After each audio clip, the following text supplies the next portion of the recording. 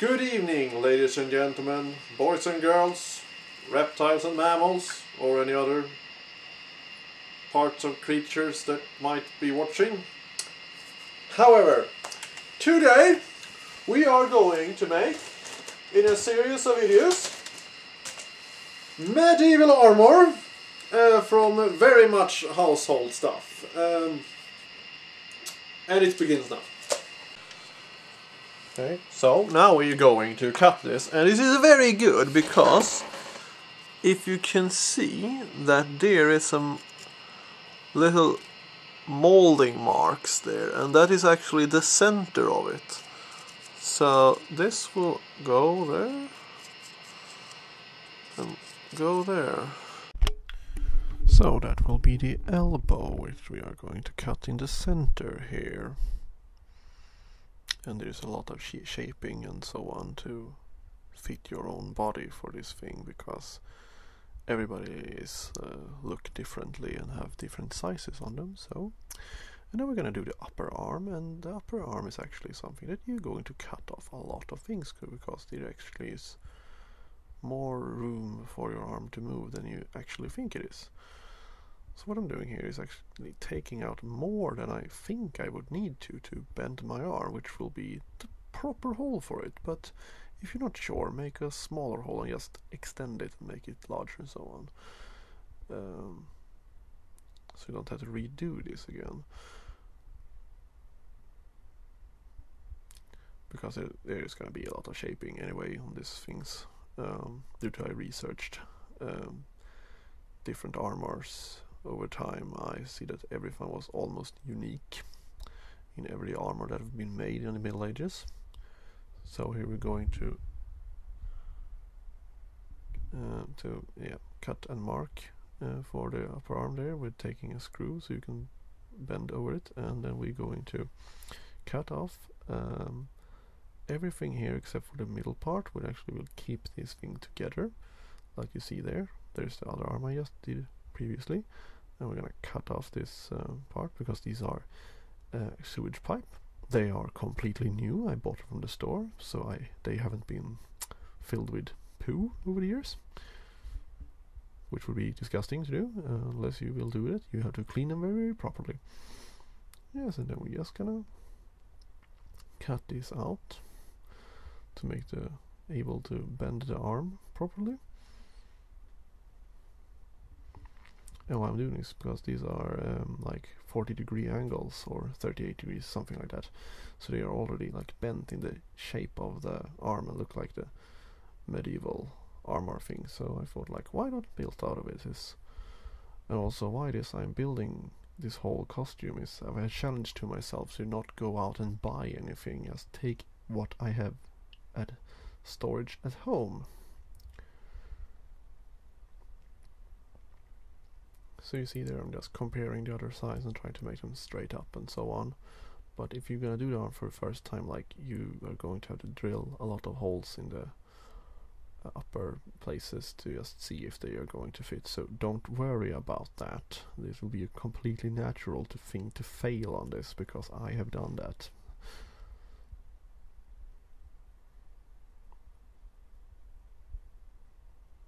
So you see, I'm going to measure where that will be, sit on my arm, before I'm going to cut out the actual space so I can bend my arm forward.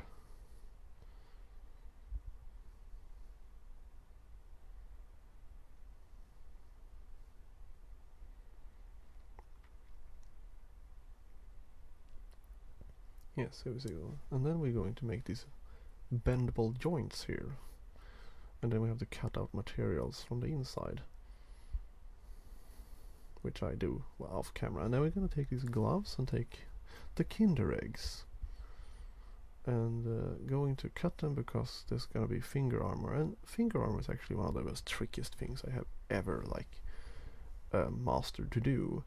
And I actually had to buy like really expensive things like Wonderflex, just to have an investment to make my fingers, because every finger is like individual size. But this is actually a clever thing to do with the Kinder egg here, that you're just gonna cut in half. And if you have any questions what this is the inside of a Kinder Egg, and if you are an American viewer, this is really, really, really illegal, because that has been banned for protecting children from accidentally not swallowing this, because these are filled with toys, because they're inside a chocolate egg. So, and if you're gonna travel to the United States, this is the most seized object in custom there.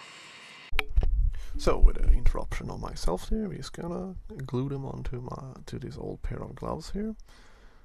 And there's about 10 of this Kinder Egg you need to do, because I'm not gonna do all the 3 fingers of it, the 3 joints on the fingers, because it will be quite unnecessary, because this is just made for looking interesting and so on. There's actually no historical correctness in this at all. So but even doing my research, I actually find something that looks kind of like this in like the very early, when I try to figure out how to make like protective finger things.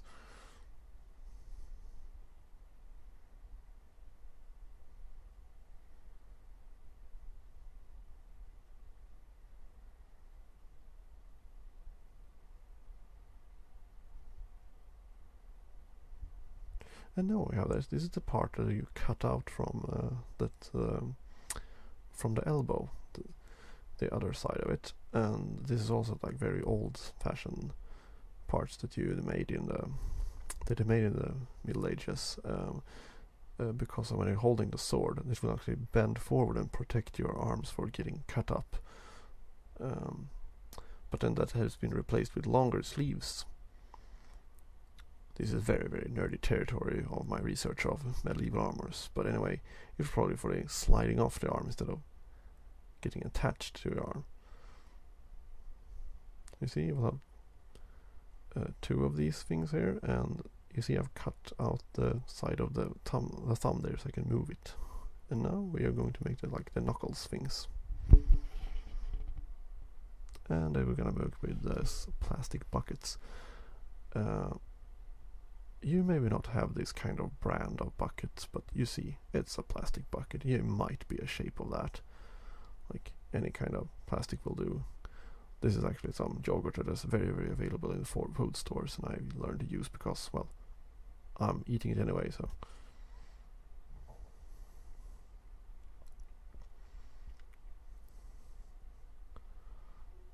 So we're gonna mark here and like roughly make the little knuckle things there. I'm gonna cut out.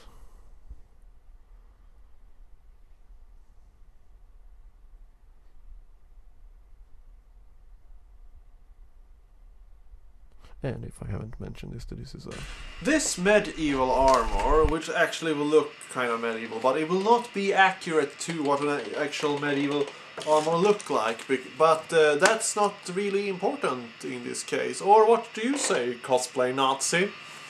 No! It should be correct! It has to be in the order! Okay.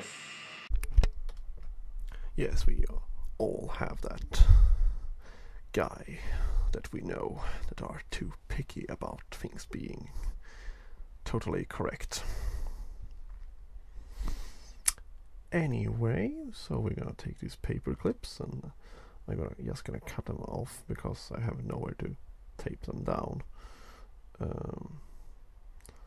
on knuckles. And then we're gonna do the arm here, which I'm gonna just take a bottle, whichever like soda bottle, and so we'll do. I actually had this one lying around. It's some kind of cleaning detergent from bathroom things. So there are 2 ways to do the armor here, which I will show in a bit. The first one is actually to make the thinner one. You see there, just cut it off and put my hand on there and glue the glove to it.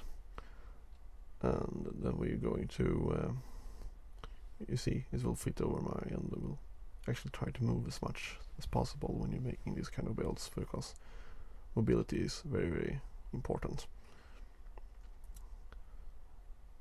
Yes, and then we're gonna cut it up to make it like more cone shaped, so it's just like it follows your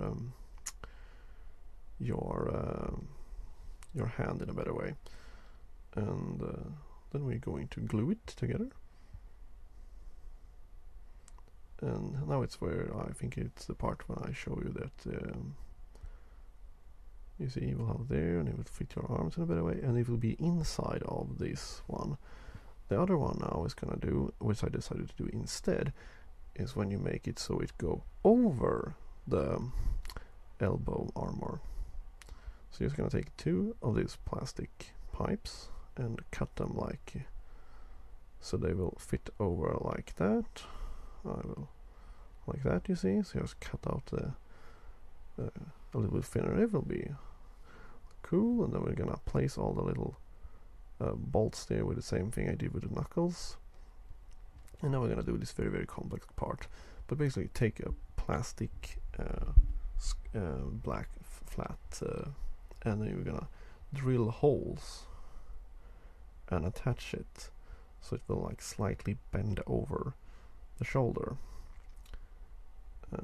If you have a more flexible material, well, you might be able to make a really good job on this. Will actually fit over the shoulder properly.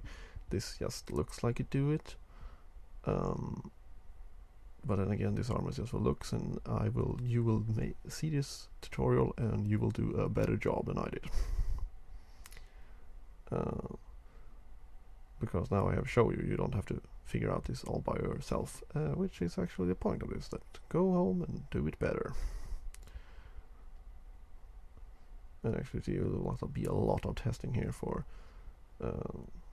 if it will fit properly over. And now we're just gonna cut the inside here so it looks like it would be like almost like it has been put on there by purpose, which for me it wasn't just a purpose, more like how do I make this that will look good.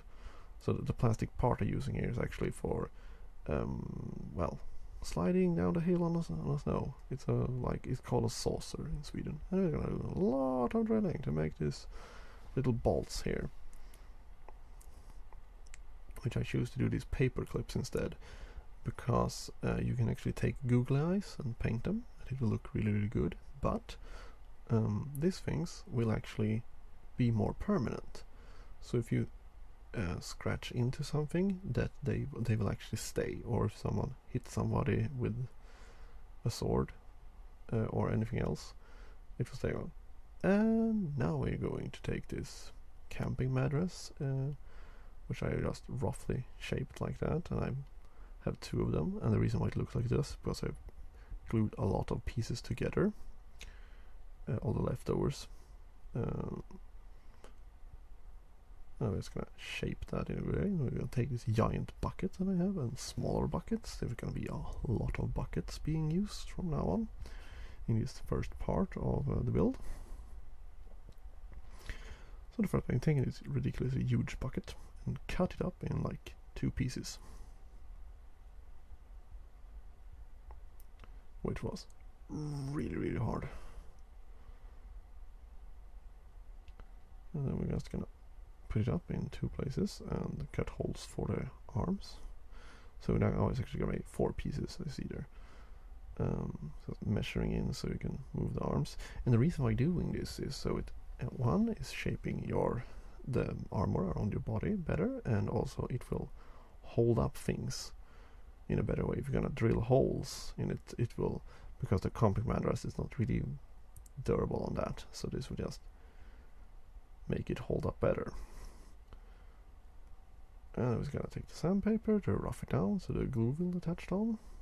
And I can recommend hot glue, the version that they actually are. It's a bit yellow and it's like made for gluing plastics together.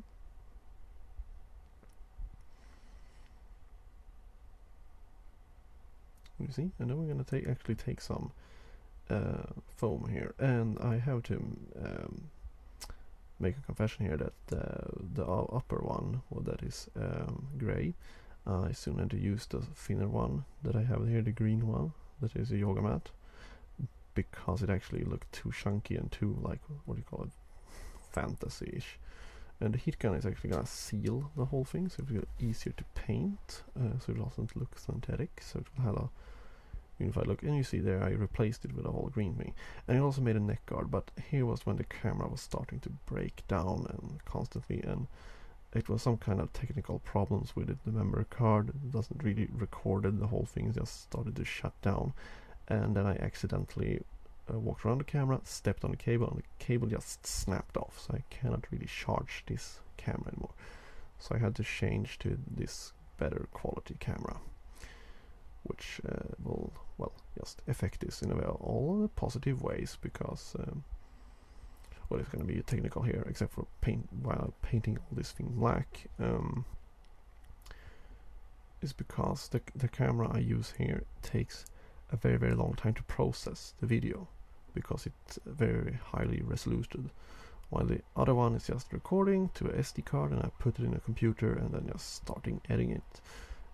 It's very, very quick to do these things, but now I have to wait like 3 hours while it's processing the video so I can start cutting it. Anyway, then we're gonna take this trash can that you threw paper in, whatever, just drill holes in it, so it will look like that, and attached with a belt with some leather straps around it. And then we are on the legs here, which I have started to do a little bit of a process that I will show you later on, but this is also equally important, to take a bucket which has your leg size almost and see if it fits, and then we're gonna take a larger bucket and actually gonna cut that into like half a piece, and take that half and clean it up and fix it and actually attach it by actually using bolts or this rivet gun I have here.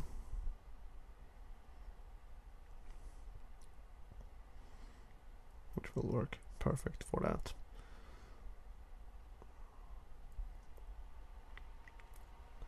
And this is a motorcycle protective leg things with a joint in. And you see, as I take the leather strap here, and I'm just gonna shank that out too, because it was too short. And you see where I'm attaching it there. It's gonna hold up. And here we have it. So I'm gonna take this, was like a 13 euro motorcycle leg thing with joint in it, and I'm going to reattach all the straps, so it will work better. You see how it is like that, and I actually did do these things later on, because I'm gonna do this. It's called calf muscles. Yeah, the back side of your leg anyway. And I take another one of these 38 angled sewage pipes there, as you see, and there is a thing glued to that because it's from another build which you just have to ignore, but I decided to put it here for better support. And you see I'm putting it through my, we're gonna put the thing in, and then we're gonna make a loop, and it's gonna go back under it. It's a little bit tricky to do this, because then we'll actually hold it to your back or your leg in a more sturdy way. And you're just gonna put it in through the hole, and it will look like that, and you will actually move around very well. So now we're gonna do the front of the leg by taking a plastic sheet. This is actually from electrical cable, but it's not important because it just has to be a flat piece of plastic. Then we're gonna paint it, and it's gonna be in a slight angle because it will look better that way. And I'm just well, looking in the camera and see, oh, does this look good? Yes, it does, because the monitor is like a mirror. And then we're gonna dig some holes into this in the center, and it's very important that this is in the center, because I'm gonna take some zip ties and connect to it, because I thought that would be clever to do. And also going to glue this here, and also going to drill holes to put these little paper clips in it. It's a very repetitive process to doing that, you see. All the holes that need to be drilled, but it will look really, really, really good.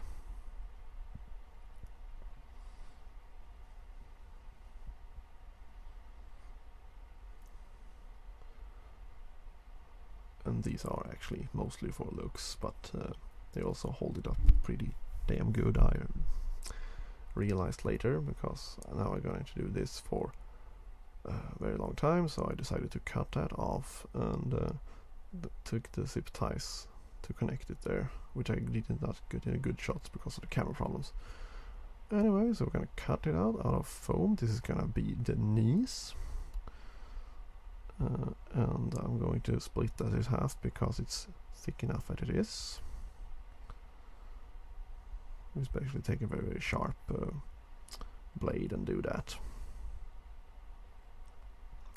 And then we're gonna cut them in an angle and glue them in this angle. So when they are finished, both of them, they will just be folded over and placed like that, and then glued onto it. And now we're going to do more bolts, but due to I can't really reach the areas to make it properly with these paper clips, I'm now going to make fake bolts, which we can do with this tool here, which I don't really know the name for, but it makes hole in things, and then glue them to this strip here. So I decided to take normal like model builder's glue here, because I can just put a little bit of glue. This took kind of a long time to do, but it turned out pretty damn good, I must say. But I decided to do a version where there are not that many on one strip. And then I'm going to deliberately make it like it looks like a bit broken, just to do to hide the zip ties.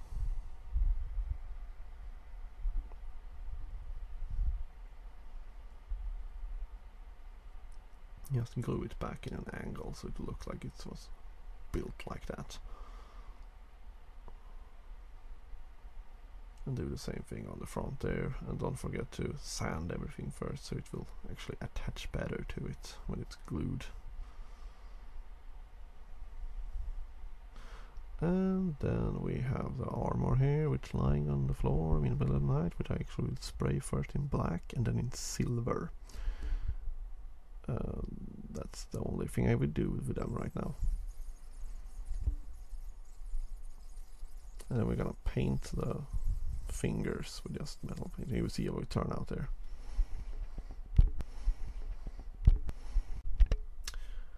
And I must say that I thank you for watching this very long episode, and in part 2 I'm going to make the shoes and actually going to properly paint this armor in different interesting ways you can paint armors in, and also making some other stuff for it. So tune in next time when I'm coming up with a part 2 of this. Thank you for watching, and please subscribe.